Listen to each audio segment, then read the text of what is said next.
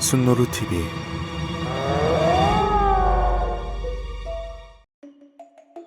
엘리니키로 마이키 미톨로기야. 세계적으로 가장 유명한 신화로 알려져 있는 그리스 로마 신화는 고대 그리스에서부터 시작해 로마 제국 시대를 거치며 수많은 설화로 만들어져 오늘날까지 서양 신화하면 가장 먼저 생각나는 대표적인 이야기인데요. 특히 저와 같은 90년대생들에겐 거의 교과서처럼 출시된 만화책 덕분에 너무나 친숙하게 느껴지는 이야기이죠. 그 중에서도 일본에 나오는 아프로디테의 아름다운 탄생 장면은 어린 노루와 친구들의 심장을 그냥 벌렁벌렁벌렁. 아무튼 신화 속엔 전지전능하고 다양한 신들이 있는 것처럼 그들에게 시련을 주었던 무시무시하고 징그러운 괴물들 또한 등장하는데요. 오늘은 신화 속 위대한 신과 영웅들을 위기로 몰아넣은 수많은 괴물들 중 반인반수의 모습을 한 괴물들에 대해 알아보겠습니다. 5위 시린. 아름다운 악기와 노랫소리로 선원들을 유혹한 뒤 잡아먹는 것으로 유명한 세이렌은 원래 제우스의 딸 페르세포네의 친한 친구이자 요정 자매들이었습니다. 하지만 그녀들은 페르세포네가 하데스에게 납치되는 상황에서 그녀를 도와주기는커녕 이상한 포즈로 소문을 퍼뜨렸고, 이에 분노한 페르세포네의 어머니 데메트르는 그들에게 저주를 내려 끔찍한 모습의 닭둘기로 만들어버렸다고 하는데요. 자매들은 그 모습을 감추기 위해 지중해의 한 섬으로 날아가 정착했고, 이때부터 섬을 지나가는 선원들을 유혹해 잡아먹기 시작했다고 합니다. 그러던 어느 날 오랜만에 이 섬을 지나가는 배를 발견한 세이렌 자매는 선원들을 잡아먹을 생각에 신이나 배 근처로 날아가 노래를 부르며 깃털이 휘날리도록 둘기 댄스를 추었다고 하는데요. 하지만 이상하게도 선원들은 모두 그녀들에게 눈길조차 주지 않았고, 이에 눈깔이 뒤집힌 세이렌은 주파수를 올리며 있는 힘껏 그들을 유혹하려고 했지만 어림도 없었죠. 사실 이 배의 주인은 그리스의 영웅 오디세우스였는데요. 그는 자신의 고향으로 돌아가기 위해 항해를 하고 있었고, 이미 마녀 키르키에게 세이렌에 대한 조언을 들은 뒤였다고 합니다. 그 조언대로 오디세우스는 선원들의 귓구녕을 밀랍으로 막고 자신은 배에 몸을 묶었는데요. 하지만 정작 자기는 귀를 막지 않았는데 그 이유는 세이렌의 아름다운 노래소리를 들어보고 싶었기 때문이라고 합니다. 이에 큰 모욕감과 수치심을 느낀 세이렌들은 바다로 뛰어들어 스스로 목숨을 끊었다고 하는데요. 이후 이 이야기가 담긴 오디세우스의 항해기는 대항해 시대의 전설이 되어 널리 퍼졌고, 시대가 지나면서 세이렌의 이미지는 점차 새에서 인어의 형태로 변화되었죠. 이 모습은 우리들에게 더럽게 비싸기로 유명한 스타벅스의 로고가 되기도 했는데요. 창업자의 말에 따르면 세이렌이 선원들을 홀리듯이 사람들을 홀려 커피를 마시게 하겠다는 의미로 만들었다고 하네요. 탐탐 프라푸치노가 더 맛있어. 4위 미노타브러스. 우리에겐 알리스타로 더 익숙한 미노타우로스는 상체는 소의, 하체는 인간의 모습을 하고 있으며 고대 그리스어로 별의 왕이란 뜻을 가진 이름이라고 하는데요. 옛날 아주 먼 옛날 그리스 크레타 왕국에는 미노스란 사람이 있었다고 합니다. 미노스는 왕이 되기 위해 줄곧 형제들과 경쟁을 했는데 누구보다 왕이 되고 싶었던 그는 바다의 신 포세이돈을 찾아가 힘을 빌리기로 결심하죠. 미노스는 포세이돈에게 자신을 왕으로 만들어주면 나라에 한 마리밖에 없는 귀하고 아름다운 하얀 황소를 제물로 바치겠다고 약속했는데요. 이에 포세이돈은 그를 곧 왕으로 만들어줬지만 어리석은 인간 미노스는 막상 왕이 되고 나니 하얀 소가 아깝다고 느껴졌는지 약속한 소 대신 저질 황소를 바쳤다고 합니다. 이 사실을 알아챈 포세이돈은 극대노하며 미노스의 왕비에게 형용할 수 없을 정도로 끔찍한 저주를 내리는데요. 그건 바로 왕비가 사람이 아닌 그 하얀 소를 사랑하게 만드는 저주였죠. 왕비는 그 순간부터 하얀 소가 갑자기 서광준처럼 보이기 시작했고, 둘은 얼마 못 가 세계에 없었던, 그리고 이루어져선 안 됐던 금단의 러브러브를 하게 됩니다. 그렇게 태어난 것이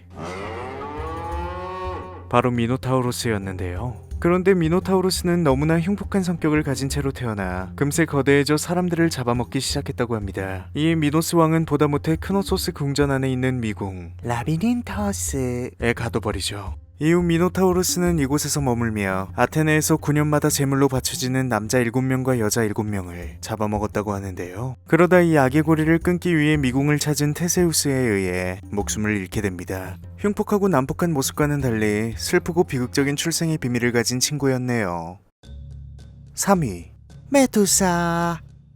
고대 그리스어로 공간을 지배하는 자란 뜻을 가진 메두사는 흉폭하기로 소문난 고르고 세자매의 막내로 태어났습니다. 그런데 무시무시한 외모로 알려진 두 언니들과는 다르게 아름다운 외모와 특히 매혹적인 머리카락을 가졌었죠. 그 당시 메두사는 아테네 신을 모시는 신전에서 무녀의 역할을 하고 있었는데요. 이때 그녀의 모습을 본 포세이돈은 메두사의 아름다운 외모에 한눈에 반하게 되죠. 그런데 처녀신이었던 아테나는 자신의 신전에서 포세이돈과 꽁냥거리는 메두사가 눈에 거슬렸고 결국 그녀에게 저주를 내리는데요. 실크처럼 부드럽고 아름다운 머리카락은 징그럽고 흉측한 왕꿈틀이로 고혹적이었던 눈은 바라보는 사람을 돌처럼 굳어버리게 만들어 그 누구도 자신을 바라보지 못하게 만들었습니다. 메두사는 기괴하게 변해버린 자신의 모습에 흐르는 눈물을 훔치며 무너진 신전에 들어가 은둔 생활을 시작했다고 하는데요. 그런데 이러한 사실은 어머어머 민수 엄마 그거 들었어? 뭔데요? 아니 글쎄 저기 무너진 신전에 사람을 돌로 만드는 뱀 괴물이 산대요. 진짜요?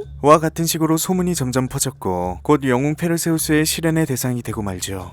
결국 메두사는 각종 신들의 무기로 무장한 그에게 목이 베이고 그 잘린 머리는 후에 페르세우스가 출세하는 데 도움을 주기도 하는데요. 여담으로 페르세우스가 메두사의 머리를 자른 당시 그녀의 목에서 흐른 피가 바다에 떨어졌는데 거품이 일더니 그곳에서 날개 달린 신비의 말 페가수스가 힘차게 하늘로 날아올랐다고 하네요.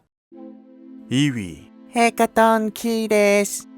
그리스어로 숫자 100을 뜻하는 헤카톤, 그리고 손을 뜻하는 케이레스의 합성어인 헤카톤 케이레스는 말 그대로 100개의 손과 50개의 머리를 가진 괴수이자 하늘의 신 우라노스와 대지의 여신 가이아가 낳은 삼형제인데요. 그런데 이 기괴하게 생긴 친구들이 자랄수록 그 덩치가 태산만해지고 걷는 것만으로도 모든 것이 파괴되자 우라노스는 혹시나 이들의 존재가 훗날 자신을 위협할까봐 걱정하기 시작했다고 합니다. 그래서 그는 자신의 자식들을 지옥의 최하층, 신들조차 두려워하던 타르타로스에 가둬버리죠. 그런데 우라노스의 우려와는 다르게 헤카톤 형제들의 성품은 굉장히 온순했고 그곳에서 나가려고 발버둥치기는커녕 언젠간 풀려나겠지 라는 생각으로 얌전히 기다렸다고 하는데요. 그러다 시간이 흘러 올림푸스의 신들과 거인족 티탄들의 전투인 신들의 전쟁 티타노마키아가 벌어지게 되는데 서로가 죽지 않는 불사에다가 힘 또한 비슷해서 전쟁은 10년 동안이나 이어졌다고 합니다. 이때 고전하고 있던 제우스에게 가이아가 짠하고 나타나 지옥에 갇혀있는 자신의 자식들이 도움이 될 것이라며 조언을 했는데요.